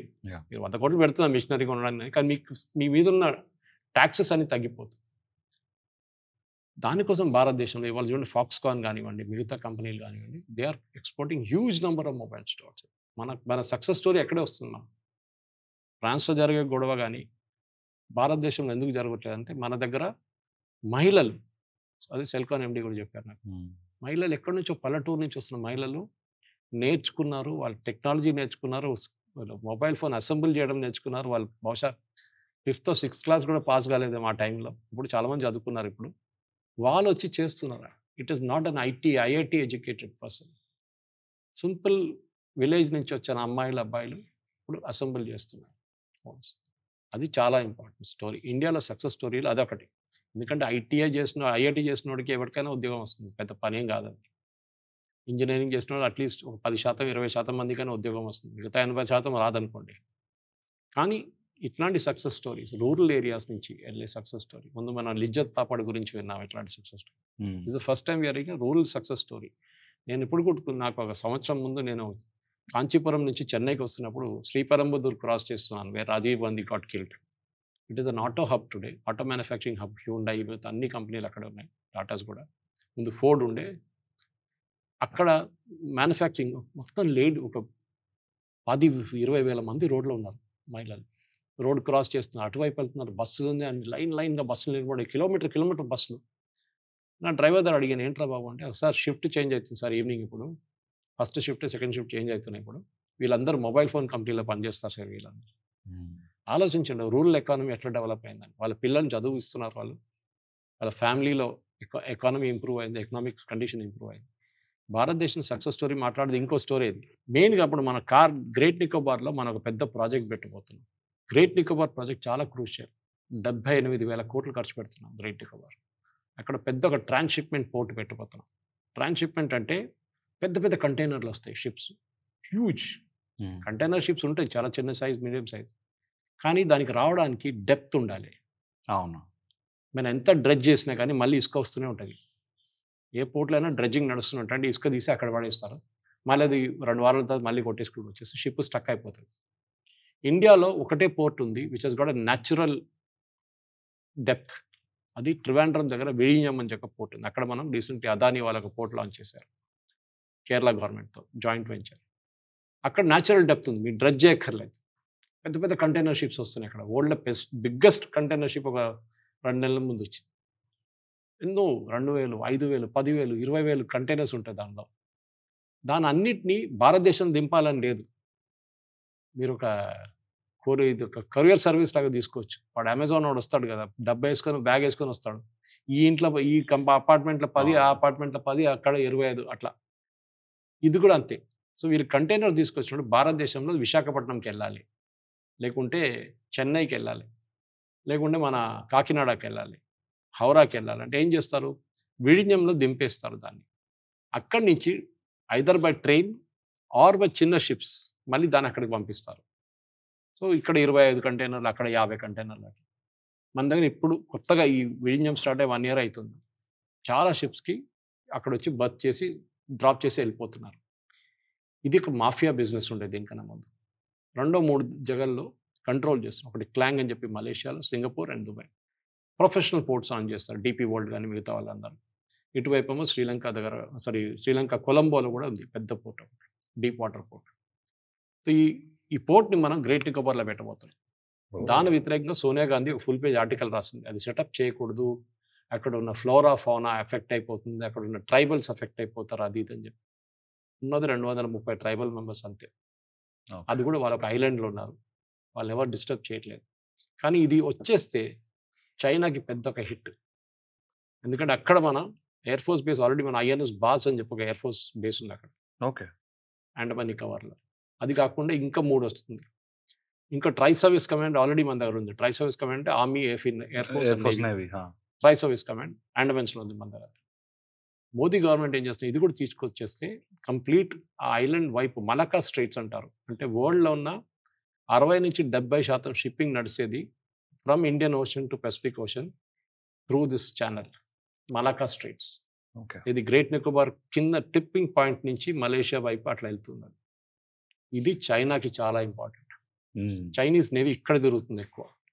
వాళ్ళ 40% వాళ్ళ ఇంపోర్ట్స్ ఇదే రూట్ నుంచి వెళ్తుంది. అక్కడ ఏమైనా డిస్టర్బెన్స్ అయితే, హూతీలు చేస్తున్నట్టు ఏమైనా గొడవ అయితే రేపు మొత్తం ఆగిపోతుంది, వరల్డ్ ట్రేడ్ అంతా ఆగిపోతుంది. ఇది ఒక ఎగ్జాంపుల్ మీకు ఎందుకు ఇచ్చానంటే, మిగతా దేశాలకి భారతదేశానికి డిఫరెన్స్ ఏందని మనం కాన్వర్జేషన్ స్టార్ట్ చేసాం. ఇది difference, that we are still an economic power. Trump tariff వచ్చిన తర్వాత కూడా చూడండి, లాస్ట్ మంత్ మన exports increase by 14%. Last month మనం యూఎస్కి వెళ్ళట్లేదు, ఇటువైపు వెళ్తున్నాం. We are looking towards Europe, we are looking towards Far East, we are looking towards China, Russia. US అని ఇప్పుడు దానికి ట్రంప్ దిగొచ్చారు కిందికి. ఇప్పుడు మోదీకి ఫోన్ చేసి హ్యాపీ బర్త్డే చెప్పారు అదంతా. So there is a big story. So మనం మిగతా మన చుట్టుపక్కల ఉన్న రాష్ట్రాన్ని చూడకండి, వాళ్ళు ఏం చేసుకుంటారో కొట్టుకుంటారో వస్తారు, మనకు we don't have any problem. కానీ we as a nation have succeeded. మనం కింద గుంజడానికి చాలామంది ట్రై చేస్తారు. జార్జ్ సోరోస్ ఓపెన్గా చెప్పారు that I'm going to fund regime change. ఎక్కడైనా ఏ దేశమైనా మీరు నచ్చకపోతే, మోదీని పేరు తీసుకొని చెప్పారు ఆయన, ఐ వాంట్ రిమూవ్ హిమ్. ఇక్కడున్న మీడియా హౌసెస్ని ఫండ్ చేయడం, ఇక్కడున్న పెద్ద పెద్ద ప్రింట్ పబ్లికేషన్ స్పాన్సర్ చేయడం, ప్రింట్ కానీ స్క్రాల్ కానీ ఇట్లాంటి పబ్లికేషన్, క్యారవాన్ లాంటి పబ్లికేషన్స్ ఉంటుంది, న్యూస్ లాండ్రీ లాంటి వీడియోస్ ఉంటుంది, న్యూస్ మినిట్ లాంటి, వీళ్ళందరినీ ఫండ్ చేస్తున్నారు. ఇప్పుడు గవర్నమెంట్ ఆఫ్ ఇండియా కూడా చాలా క్రాక్ డౌన్ చేశారు FCRA రెగ్యులేషన్ మీద. కానీ రెజ్యూమ్ చేంజ్ తీసుకురావాలంటే ఫస్ట్ మీడియాలో ఒక బిల్డప్ ఇవ్వాల్సి వస్తుంది. మోదీ గారు ఓచోర్, అది ఏం లేదని అందరికి తెలుసు, కానీ కన్స్టెంట్గా చెప్తుంటారు. ఏం లేదా సార్? మీరు చెప్పండి, నిన్న చేసిన అలిగేషన్ తీసుకుందాం. ఫస్ట్ ఏమన్నారు, కర్ణాటకలో అల్లాండ్ అని చెప్పి కాన్స్టిట్యున్సీ, మన కల్బుర్గి డిస్ట్రిక్ట్, ఖర్గే గారి, అక్కడ 6,000 మంది ఓటర్లు డిలీట్ చేయడానికి ట్రై చేశారు. ఎవరో ఎట్లా డిలీట్ చేస్తారు? ఏం డిలీట్ చేయడానికి సార్? ఎలక్ట్రల్ రోల్ నుంచి మీ పేరు తీసేస్తారంటే ఎవడో వచ్చి చేయలేడట. ఫస్ట్ ఆఫ్ ఆల్ ఆన్లైన్ లేదు. అవును, ఆన్లైన్లో అప్లికేషన్ సబ్మిట్ చేయొచ్చు. ఓకే, ఈయన దొంగ, ఈయన బంగ్లాదేశ్ నుంచి వచ్చింది, ఈడు డిలీట్ చేయండి అని చెప్పి మీరు రిక్వెస్ట్ పెట్టవచ్చు. లేకుంటే మీరే నా పేరు 2 ప్లేసెస్లో ఉన్నాయి, ఇక్కడ డిలీట్ చేయండి అని చెప్పి అప్లికేషన్ ఇవ్వచ్చు. ఒకసారి జరుగుతుంది. నాకు ఒకసారి తిరుమలగిరి ఉన్నప్పుడు అక్కడ 2, అల్వాలో 2 ఉన్నాయి. తర్వాత అన్ని క్యాన్సిల్ చేసి పడేసి నాకు ఒక్కటే ఉంది. ఇప్పుడు ఈ అలిగేషన్ ఏంటి, ఇది చేయడానికి ట్రై చేస్తే ఎలక్షన్ కమిషన్ చెప్పారు అట్లా జరగదు. నెక్స్ట్ అలిగేషన్ ఏం చేశారు, ఎలక్షన్ కమిషన్ వీళ్ళ IP అడ్రస్ మొబైల్ నెంబర్ ఇవ్వట్లేదు, దానికోసం కర్ణాటక పోలీస్ ఇన్వెస్టిగేషన్ చేయలేరని చెప్పారు. కానీ ఎలక్షన్ కమిషన్ సాయంత్రం దాకా క్లారిఫికేషన్ ఇచ్చారు. 2023 ఐ థింక్ ఏప్రిల్లో మేలో మేము మొబైల్ నెంబర్ కానీ వాళ్ళ IP అడ్రసెస్ కానీ మిగతా ఏ డీటెయిల్స్ అన్నీ ఇచ్చేసాం. దాని తర్వాత ఇవాళ దాకా కర్ణాటక పోలీస్ మా దగ్గర రాలేదు. 2 సంవత్సరాలు అయింది. ఎందుకు? రాయల్ గాంధీ చెప్పిందంతా ఆపోజిట్ ఇది. ఆయన ఏం చెప్తున్నారు, వీళ్ళు ఏమి ఇవ్వలేదు అన్నారు. వాళ్ళంటే మేము ఇచ్చేసామని. కర్ణాటక పోలీస్ దగ్గర అడగమని చెప్పండి, వాళ్ళ దగ్గర డినే చేయమని. వాళ్ళు ఏం డినే చేయట్లేదు. ఇవాళ 24 hours అయిపోయింది ప్రెస్ కాన్ఫరెన్స్ తర్వాత. ఇవాళ కాక కర్ణాటక పోలీస్ మాట్లాడలేదు. ఎందుకంటే వాళ్ళు చేసిన ఇన్వెస్టిగేషన్లో ఇట్లా ఏం లేదని తెలిసిపోయింది చాలా క్లియర్గా. ఎందుకంటే you cannot delete. Election commission అదే ఆన్లైన్ డేటా లేదు, ఎవరో హ్యాక్ చేయడానికి ట్రై చేసి, డిలీట్ కాదు హ్యాక్ చేయడానికి ట్రై చేసి 6,000 మందిని డిలీట్ చేయడానికి ట్రై చేశారు. అది కాదు, వర్క్ కాదు. కానీ తెలిసినప్పుడే ఎలక్షన్ కమిషన్ FIR రిజిస్టర్ చేశారు. దాని నుంచి 24 మందినే తీసేశారు. 24 మంది అంతే. ఒఫీషియల్గా వాళ్ళు కాన్స్టిట్యున్సీ మారిపోయారని చెప్పి వాళ్ళ పేర్లు తీసేశారు. ఇది బీహార్లో జరిగిన SIR లాగానే అదే అలిగేషన్. కానీ అక్కడ పడిపోయింది, మొత్తం టప్ అని పడిపోయింది. అలాంటిలో క్యూరియస్లీ ఏం జరిగిందంటే, ఇన్వెస్టిగేషన్ ముందుకు ఎందుకు వెళ్ళట్లేదంటే, అక్కడ గెలిచిన క్యాండిడేట్ కాంగ్రెస్. మీరు ఒకరి పేరు డిలీట్ చేస్తున్నారంటే 6,000 మంది పేర్లు డిలీట్ చేస్తున్నారంటే మీకు భయం ఏంటంటే వీళ్ళు మా వ్యతిరేకంగా ఓటేస్తారు అనే భయం. కాంగ్రెస్ క్యాండిడేట్ గెలిచినప్పుడు ఈ ఓటర్ లిస్ట్ నుంచి పేరు తీయడానికి ట్రై చేసిన మనిషి ఆబ్వియస్లీ కాంగ్రెస్ వాడు ఉంటాడు కదా. దానికోసం ఇన్వెస్టిగేషన్ 2023 నుంచి 2025 అవుతుంది. ఇప్పుడు దాకా ఒక ఇంచు కూడా కదలలేదు. ఎలక్షన్ కమిషన్ కావాలి రూల్స్ అని ఇచ్చింది. ఇంకోటి, మీకు అట్లనే ఏమైనా డౌట్ ఉంటే యాజ్ పర్ ఎలక్షన్ నామ్స్ గెలిచిన క్యాండిడేట్ కేసు వేయలేడు ఎలక్షన్ కమిషన్ మీద. ఓడిపోయినాడు వేస్తాడు కదా. అక్కడ అవకతవకలు జరిగినాయి, అక్కడ ఇది జరిగినాయి, దొంగచారం చేస్తే అది ఇది అని చెప్పి. ఇప్పుడు కర్ణాటకలో మొన్న ఒక ఎమ్మెల్యేని డిస్క్వాలిఫై చేశారు 3 రోజుల ముందు. కౌంటింగ్ ప్రాసెస్ మొత్తం ఏం చెప్తారు కరెక్ట్గా ఉండి దాని వీడియోలు లేవు, ఏం లేవు. 84 votes అని కలిసింది, 84 ఓట్లతో కలిసిన మంచి ఇది ఇల్లీగల్ అని చెప్పి కోర్టు ఆయన్ని డిస్క్వాలిఫై చేశారు. 1 month టైం ఇచ్చారు సుప్రీంకోర్టుకి అప్పీల్ చేయడానికి. అదెందుకు జరిగింది? సో ఈ ఓట్ చోరీ అనే కాన్సెప్ట్ ఫస్ట్ ఆఫ్ ఆల్ ఎక్కడి నుంచి వచ్చింది? ఫర్ ఎగ్జాంపుల్ నేను ఇంకా ఎగ్జాంపుల్, రాహుల్ గాంధీ నిన్న కూడా రిపీట్ చేశారు. ఎలక్షన్ కమిషన్ దీన్ని చెప్పి వాళ్ళు టైర్డ్ అయిపోయారు. ఒక అడ్రస్లో 400 మంది ఉన్నారు.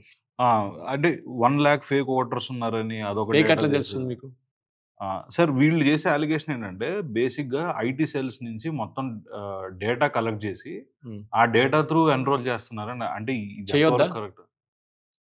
BLO పని ఏంటి? Block level officers, block level agents ఉంటారు ఒక పార్టీది. నేను కూడా 2014 ఎలక్షన్లో 6,000 మందిని నేను ఎన్రోల్ చేశాను. నేను ఒక్కరే మా అల్వాల్ వైపు, కొంపల్లి వైపు, పెబల్ సిటీ ఇక్కడ అన్నీ వెళ్ళి 300, 400 మంది ఫామ్ కలెక్ట్ చేసి ఫిల్ చేశాను. రెండో రోజు అయిన తర్వాత నా IP అడ్రస్ బ్లాక్ చేసి పడేశారు ఎలక్షన్ కమిషన్. అప్పుడు బన్వర్లాల్ గారు IAS ఉండే ఇక్కడ ఎలక్షన్ కమిషన్. మేము వెళ్ళి కలిసినామని, సార్ మేము వాలంటరీగా చేస్తున్నాం, ఏ పార్టీ కోసం చేయట్లేదు. ఆ టైంలో ఎర్లీ డేస్ ఆఫ్ ఇంటర్నెట్, అంత యాక్సెస్ లేకుండే. మేము ఇట్లా చేస్తున్నాం మేము కానీ మాకు బ్లాక్ చేసి పడేశారు రెండో రోజు IP అడ్రస్. ఎందుకంటే మేము బల్క్గా ఫైల్ చేస్తున్నాం అప్లికేషన్స్. తప్పేం లేదు, బల్క్గా ఫైల్ చేస్తున్నాం అంతే. ఎందుకంటే దీంట్లో చాలామందికి టైం లేదు వెళ్ళి ఫిలప్ చేయడానికి, ఆన్లైన్ చేయడానికి, లేకుంటే ఫిజికల్గా సబ్మిట్ చేయడానికి కూడా. అందరు వర్కింగ్ ప్రొఫెషనల్స్. వాళ్ళు ఏం చేశారు, ఫామ్ వచ్చి ఫిలప్ చేశారు, కావాల్సిన ఆధార్ కార్డు కానీ మిగతా డీటెయిల్స్ ఇచ్చేశారు, అడ్రస్ ప్రూఫ్ ఇచ్చేశారు, అయిపోయింది. మేము ఫిలప్ చేస్తున్నాం, రాత్రి కూర్చొని కొడుతున్నాం అంతా. బన్వర్లాల్కి ఇమీడియట్ పిలిపించి వాళ్ళ IT సెల్ పిలిపించి స్టేట్ ఎలక్షన్ కమిషన్ వీళ్ళు IP అడ్రస్లు తీసుకోండి ల్యాప్టాప్ది, వాళ్ళ ఇంటి నుంచి ఇంటర్నెట్ IP అడ్రస్ ఉంటుంది, అది కూడా మ్యాచ్ చేసుకొని వీళ్ళకి అలౌ చేయండి బల్క్ ఫైలింగ్. ఇప్పుడు కూడా అది ఉంది ఫెసిలిటీ. ఇప్పుడు కూడా మీరు ఎలక్షన్ ఏజెంట్గా ఉన్న మీరు మీ అప్లికేషన్ బల్క్గా ఫైల్ చేయొచ్చు. కానీ మీరు వెళ్ళి పర్మిషన్ తీసుకోవాల్సి వస్తుంది, మీకు బల్క్గా వాళ్ళు పర్మిషన్ ఇస్తారు. IT సెల్ పని ఇది. IT సెల్ కాదు యాక్చువల్లీ, IT సెల్ అనే వర్డ్ తప్పు. ఇది బ్లాక్ లెవెల్ ఏజెంట్స్ అంటారు. ఒక్కొక్క బూత్కి ఒక్కొక్క పార్టీ వైపు నుంచి ఒక ఏజెంట్ ఉంటాడు. ఒక్కరు కాదు, ఎక్కువ ఉండదు. వాళ్ళ పని ఇది. ఫస్ట్ డ్రాఫ్ట్ రోల్ రాగానే ఒక బూత్కి యూజువలీ ఒక 1000 మంది ఉంటారు ఓటర్స్. 1000 లేకుండా 1200 మంది దాకా ఉంటారు. వాళ్ళ పని ఏంటంటే ఇది చెక్ చేస్తారు వాళ్ళు. ఇప్పుడు నేను బీజేపీ క్యాండిడేట్ అనుకోండి, బీజేపీ బూత్లో ఆయన చెక్ చేస్తారు, పేర్లను చెక్ చేసి అరే ఈ పేర్లు 3 సార్లు వచ్చింది ఏంట్రా ఇక్కడ అంటారు. ఇమ్మీడియట్గా అబ్జెక్ట్ చేసి దాన్ని డిలీట్ చేయమని రిక్వెస్ట్ ఇస్తారు. ఇది ఇప్పుడు మీకు అక్కడ వస్తుంది. యాడ్ చేయాలంటే ఏం చేస్తారు, 18 years and above వచ్చారు. మా పక్కన ఇంట్లో నాకు గుర్తుంది, ఆయన 18 టర్న్ అయిపోయిన అబ్బాయి, నేనే ఫిలప్ చేసి ఆయన ఫామ్ ఇచ్చి 3వ రోజు ఆయనకి అప్రూవ్ అయింది ఆయన పేరు ఎలక్టరల్ రోల్. కానీ ఆ అబ్బాయి దగ్గర చేయమని చెప్పండి చేయడు, వాళ్ళకి ఇంట్రెస్ట్ లేదు ఎక్కువ. వాడు ఓటేస్తాడు. సో ఇది బల్క్గా ఫైల్ చేయడం కాదు. ఇది మీరు అప్లికేషన్స్ ఫైల్ చేయొచ్చు. రాహుల్ గాంధీ అబ్జెక్షన్ అది కాదు. ఒకటే అడ్రస్ నుంచి 400 మంది ఉన్నారు. మన ఓల్డ్ సిటీలో ఉన్నారు. మీరు ఓల్డ్ సిటీకి రండి, నేను చూపిస్తాను మీకు. అది ఏం జరుగుతుందంటే కొన్ని ప్లేసెస్లో సపోజ్ స్లమ్ డ్వెల్లర్స్ ఉన్నారు, మురికివాళ్ళు ఉన్నారు, వాళ్ళకి హౌస్ నెంబర్ ఉండదు. ఏదో ఇంట్లో ఉంటారు వాళ్ళు అంతే. హౌస్ నెంబర్ మున్సిపల్ వాళ్ళు వచ్చి ప్రాపర్టీ ట్యాక్స్ నెంబర్ ఏమి ఇవ్వరు. ఓకే. సో వీళ్ళు ఎలక్షన్ మిషనరీ యాక్టివేట్ చేసినప్పుడు వాళ్ళని ఎన్రోల్ చేస్తున్నప్పుడు ఏం చేస్తారు, మీకు ఇల్లు ఉందమ్మా, ఆ ఇల్లు ఉంది కానీ నంబర్ లేదన్నా, సరే నో ప్రాబ్లం, వాళ్ళకి 0 అని కోడ్ ఇస్తారు. Okay. That house number is called 0.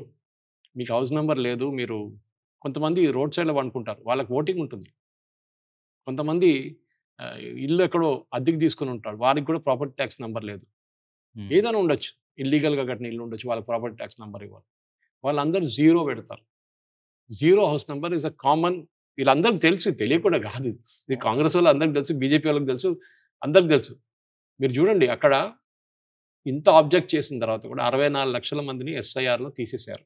Special intensive రివిజన్లో బీహార్లో 8 కోట్ల మంది ఓటర్స్ ఉన్నారు. 64 లక్షల మందిని తీసేశారు. ఎందుకు? 3. 1 డూప్లికేషన్, మీరు మోర్ దెన్ 1 కాన్స్టిట్యున్సీలో ఉన్నారు. ఇప్పుడు ఎలక్షన్ కమిషన్ కొత్త సాఫ్ట్వేర్ లాస్ట్ 2 సంవత్సరాలు యూజ్ చేస్తున్నారు, చాలా సాఫిస్టికేటెడ్. మీరు దేశంలో ఎక్కడ రిజిస్టర్ చేసినా కానీ నా పేరు Suresh Kocharla and my father's name, ఇది 2 మ్యాచ్ అయితే ఈజీగా పట్టుకోవచ్చు, తీసేయచ్చు. అట్లా 64 లక్షల మందిలో డూప్లికేట్ ఓటర్స్ ఒకటి. రెండవది చనిపోయిన వాళ్ళు. ఇప్పుడు మీరు అడగవచ్చు, చనిపోయిన వాళ్ళు ఎట్లా తెలుసు మీకు అని. లాస్ట్ ఎస్ఐఆర్ జరిగింది 2002లో, కొన్ని ప్లేసెస్ 2003లో కూడా జరిగింది. అంటే 20 స్పెషల్ ఇంటెన్సివ్ రివిజన్. ఓకే. ఇది కాన్స్టిట్యూషనల్గా మ్యాండేట్ చేసింది. దాన్ని సుప్రీంకోర్టులో వెళ్ళి ఫస్ట్ వ్యతిరేకించిన వాళ్ళు వీలే, కాంగ్రెస్ వాళ్ళు. అది నడపకూడదు అంటే సుప్రీంకోర్టు ఏమన్నారు, sorry it's a constitutional mandate, జరగాల్సిందే, చేయలేదు, అది ఏం తప్పు ఎవరితో తెలియదు.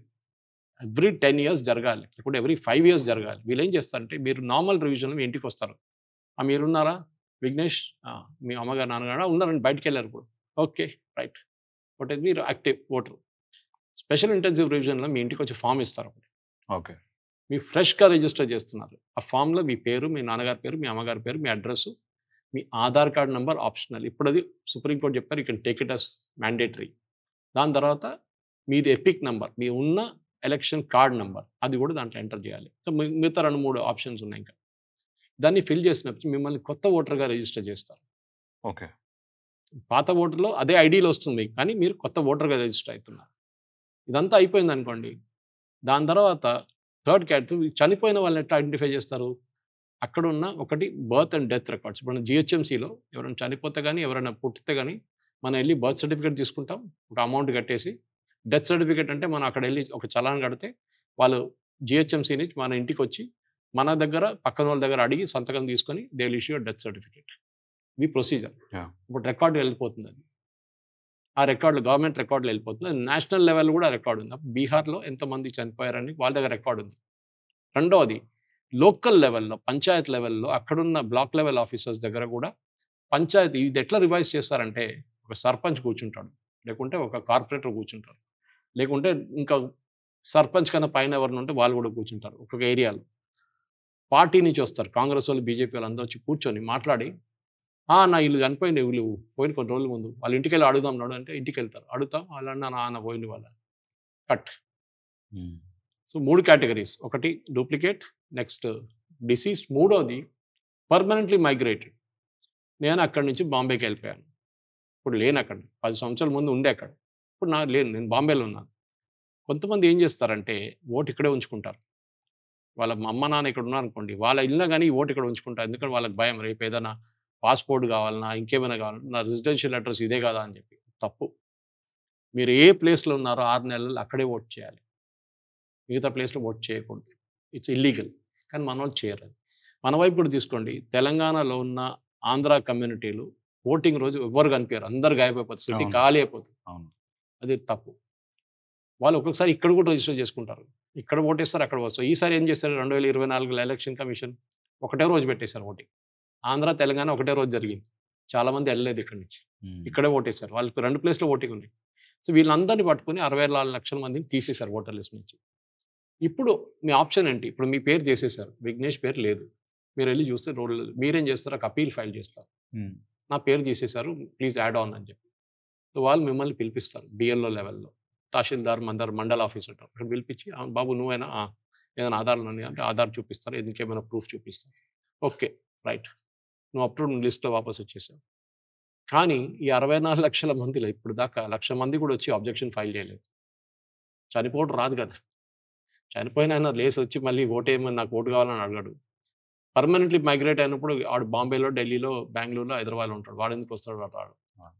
మైగ్రెంట్ లేబరర్స్ ఉంటారు బీహార్ నుంచి, ఇక్కడ మన దగ్గర రియల్ ఎస్టేట్లో పనిచేసే చాలా మంది ఉన్నారు. వాళ్ళ దగ్గర కూడా రిజిస్ట్రేషన్ చేయించారు. లోకల్గా మీరు రిజిస్టర్ చేయొచ్చు, ఆన్లైన్ మీ ఓటు అక్కడే ఉంటుందని చెప్పేసి. మీరు ఇవాళ ఉంటారు, 2 రోజుల తర్వాత వెళ్ళిపోతారు మళ్ళీ, లేకుంటే వారం పనిచేస్తారు మళ్ళీ వెళ్ళిపోతారు, 2 నెలలు పనిచేస్తారు వెళ్ళిపోతారు. సో మీకు మైగ్రేట్ అవుతుంది, మీరు మైగ్రేషన్ చేస్తున్నారు. కానీ పర్మనెంట్లీ మైగ్రేటెడ్ విత్ 64 లక్షల మంది ఇప్పుడు దాకా 1,00,000 మంది అబ్జెక్షన్ ఫైల్ చేశారు. మిగతా 63 లక్షల మంది ఫైల్ చేయలేదు. మీరు రేషియో తీసుకోండి, 8 కోట్లు ఈస్ టు 63 lakhs, 100 కోట్లు ఈస్ టు వాట్? 8 కోట్లలో 63 లక్షల మంది ఫేక్ అని కాదు, డజంట్ ఎగ్జిస్ట్. అంటే తగ్గి ఎంత అయింది ఇప్పుడు?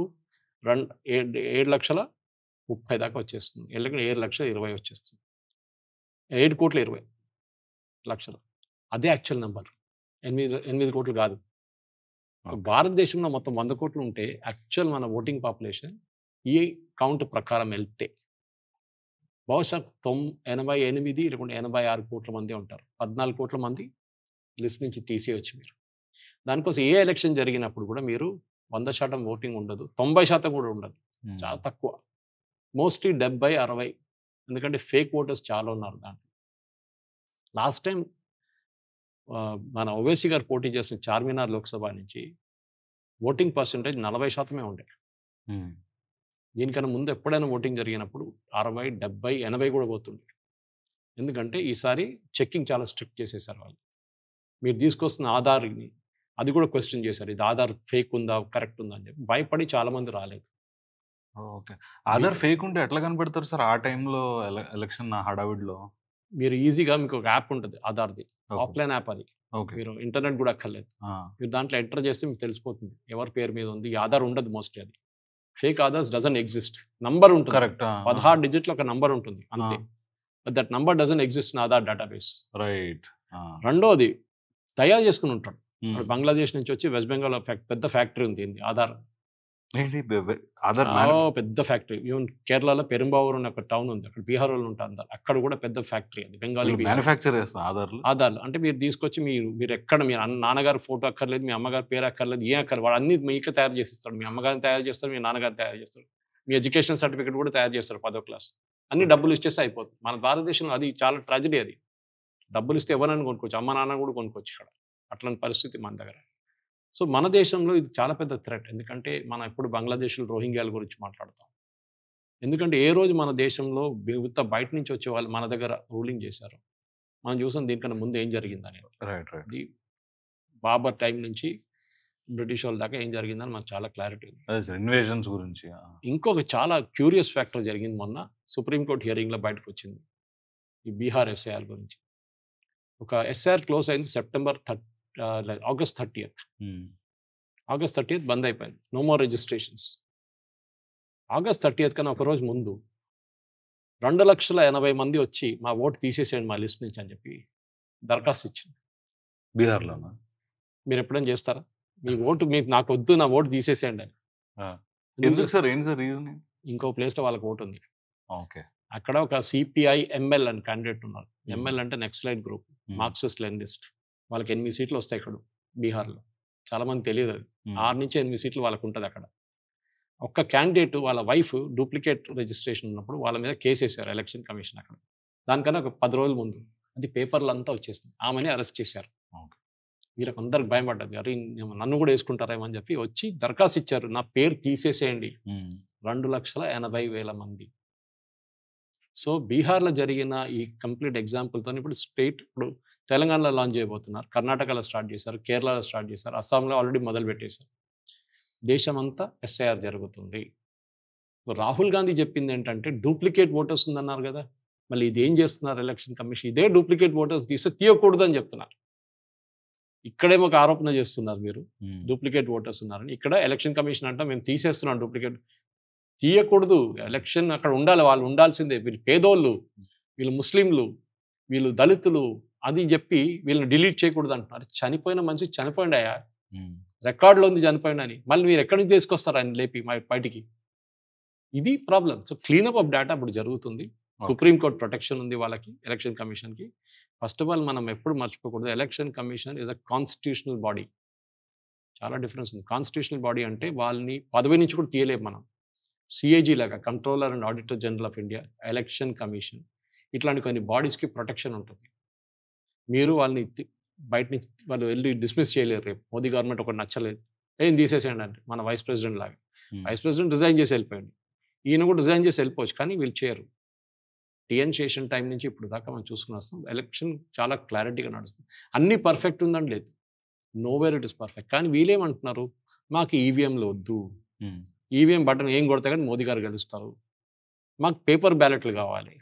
సో ముందు పేపర్ బూత్ క్యాప్చరింగ్ అని మీరంతా చిన్నప్పుడు తెలుసు, మీరు చూడలేదేమో కానీ బీహార్లో అంతా ఏం చేస్తారు, ఓట్లు ఎవరు రానియరు లోపలికి. ఇక్కడ కడపలో కూడా జరిగే వాళ్ళు కొడతారు, కూర్చొని వచ్చి వాళ్ళే డబ్బులు వేస్తారు. రోజంతా ఇదే పని, పొద్దున్న సాయంత్రం దాకా వాళ్ళు కూర్చొని మొత్తం ఆ బూత్లో 1200 మంది ఉంటే 1100 మంది ఓటు కొట్టేసి దాంట్లో పడేస్తారు. ఎందుకంటే 1200 కొడితే డౌట్ వస్తుంది, రీపోలింగ్ జరుగుతుంది. మళ్ళీ కరెక్ట్గా 1100 లేకుంటే 1000 మంది కొట్టేసి డబ్బులు వేసేస్తారు. అందరూ ఒకటే పార్టీ కొట్టేస్తారు. ఈవీఎంలు వచ్చినప్పుడు జరగదు, ఎందుకంటే ఒక ఈవీఎం నుంచి మీరు ఓటు చేసి బయటకు వచ్చేదాకా మీకు 2 నిమిషాలు పడుతుంది. ఓకే, రోజుకేమో 8 గంటలు ఓటింగ్ ఉంటుంది, 6 గంటలు ఓటింగ్ ఉంటుంది. ఒకసారి మీరు ఎంతమంది ఓట్ చేయగలరు? మీరు కంటిన్యూస్గా కొట్టలేరు కదా బటన్. ఇంకోటి సీసీటీవీ ఉంది, అన్ని ఎలక్ట్రల్ బూత్లో సీసీటీవీ ఉంటుంది. అది 45 రోజులు ఉంచుకుంటారు. దాంతో క్లియర్గా తెలిసిపోతుంది ఎవడైనా కొడుతున్నాడా లేదా అని చెప్పేసి. సో ఇదంతా చాలా ప్రికాషన్స్ ఉన్నాయి. కానీ భారతదేశం లాంటి ఇంత పెద్ద సైజు ఉన్న దేశం, యుఎస్లో ప్రెసిడెంట్ ట్రంప్ స్వేరింగ్ ఇన్ చేసిన తర్వాత కూడా కాలిఫోర్నియాలో అనుకుంటాను ఇంకా ఓటింగ్ కౌంటింగ్ నడుస్తుంది. అవునా? అంటే ఆయన గెలిచే ఓట్లు అయిపోయినాయి. ఆయన ఈ మొత్తం గెలిస్తే కూడా బైడెన్ గెలవలేడు, అంత సేఫ్ ఫిగర్ వచ్చేస్తుంది అనమాట. వీ కాల్ ది ఎలక్షన్ అంటారు యూఎస్లో. అంటే గెలిచాడు సార్, మిగతా 10,000 ఓట్లు ఉన్నాయి కదా, అది ఎంచుకుంటూ కూడా ఈయనకు ఆల్రెడీ 60,000 మెజారిటీ ఉంది. ఇది ఫరక్ పడద్దని అట్లా. మన సిస్టమ్ చూడండి, వీళ్ళేమంటారంటే హ్యాక్ చేయొచ్చు, హ్యాక్ చేయలేరు. దీన్ని ఛాలెంజ్ కూడా చేశారు ఎలక్షన్ కమిషన్. మేము ముందు పెడుతున్నాం, మీరు ఇప్పుడు హ్యాక్ చేయండి. కాదు, మేము ఇంటికి తీసుకెళ్ళి హ్యాక్, అది ఇంటికి తీసుకెళ్ళి నేను కూడా చేస్తాను.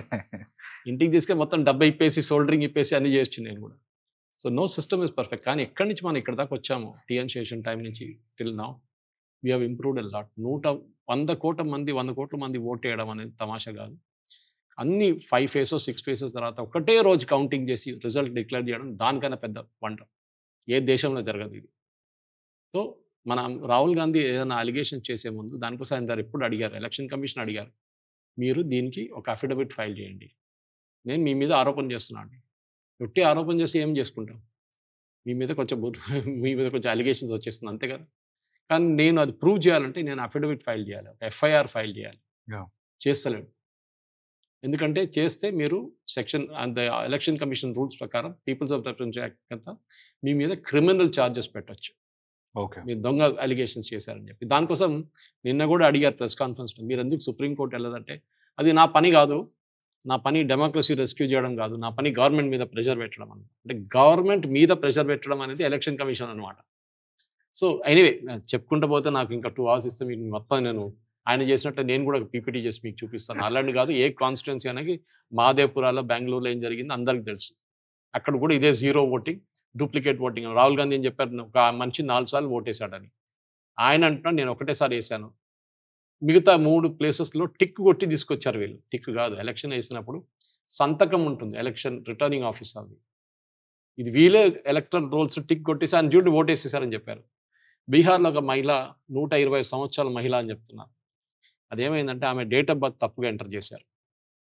ఓకే, ఆమె డేట్ ఆఫ్ బర్త్కి 100 సంవత్సరాలు ఎక్కువ చేసి మనోడు ఎంటర్ చేసింది డేటా అండి. ఆమె తప్పు కాదు కదా అది. వీళ్ళేమో టీ షర్ట్ వేసుకొని 120 సంవత్సరాల ఒక అమ్మాయి ఉంది, ఒక లేడీ ఉందని చెప్పి పెద్ద ప్రచారం చేశారు. ఆమె తర్వాత బయటకు వచ్చి టెలివిజన్ ముందు చెప్పింది నేనే మంచి, నేను 120 ఎలాగ అనిపిస్తున్నాను అడిగారు. ఎందుకంటే చాలా మంది అట్లనే రాహుల్ గాంధీ చేసిన అలిగేషన్స్కి బయటకు వచ్చి వాళ్ళు కౌంటర్ ఇచ్చారు. కానీ ఇవాళ దాకా దాన్ని అపాలజైజ్ చేయలేదు ఆయన. సారీ, మీ పేరు తప్పు, ఎందుకంటే మీ మీద నేను ఆరోపణ చేసి పబ్లిక్లో వెళ్ళకూడదు. మీకేమైతే మీ పేరు అంతా ఎక్కడెక్కడ పోతే అన్ని ఖరాబ్ అయిపోతుంది. మీరు బ్యాచులర్గా ఉన్న మంచి పెళ్లి కూడా చేయలేరు రేపు. ఆ పరిస్థితికి వచ్చేస్తుంది. మీ పేరు మీకు కరెక్ట్ అని తర్వాత తెలిసినా కానీ మీరు డ్యామేజ్ అయిపోయింది అంతా. రాహుల్ గాంధీ చేసింది అది. చాలా మంది మీద ఆరోపణలు చేశారు. పర్సనల్ ఆరోపణలు, పేర్లు తీసుకొని. మీరు పేర్లు తీయకపోతే ప్రాబ్లమ్ లేదు. 120 మంది అని చెప్పొచ్చు. కానీ మీరు స్పెసిఫిక్‌గా పేరు తీసి, ఈ మనిషి ఇది చేశాడు అని చెప్పి, తర్వాత అది అబద్ధం అని తెలిసినప్పుడు కూడా అపాలజైజ్ చేయట్లేదు. ఇది వాళ్ళు కేస్ ఫైల్ చేయాల్సింది. వాళ్ళు ఎందుకు చేయలేదో నాకు అర్థం కాదు. నేను వాళ్ళ ప్లేస్‌లో ఉంటే క్రిమినల్ కేస్ ఫైల్ చేస్తుండే. నా మీద ఎట్లాంటి ఆరోపణ ఎట్లా చేస్తారను అని చెప్పి. అది చేయట్లేదు ఎవరు. చాలామంది చేయలేదు ఇంకా. ఆర్గ్యూ చేయాలంటే చాలా పాయింట్స్ ఉంది ఆర్గ్యూ చేయడానికి చేయొచ్చు. కానీ at the end of the day మేరా భారత్ మహాన్. Anyways sir, that's a wonderful conversation. Thank you. Thank you very much. Thank you so much sir. Thank you. Thank you.